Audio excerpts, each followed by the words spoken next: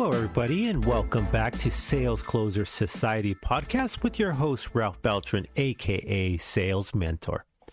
What better to start off with episode number 1 with the most talked about, controversial topic in sales, and that is cold calling.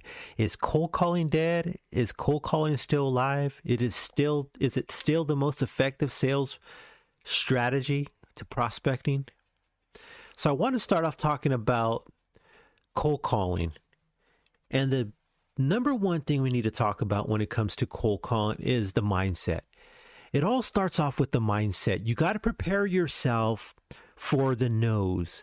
In sales, we're going to come across a lot of no's. So when it comes to cold calling and sales prospecting, it all starts off with the mindset.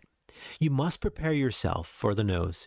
You're going to have a lot of objections. You're going to get a lot of no's, but you got to look past those no's and look forward to the yeses. There will be yeses. You just have to have a thick skin. You have to be able to get past the no's and just look past those and know that there are customers out there that need your product or service. You have to get past the no's.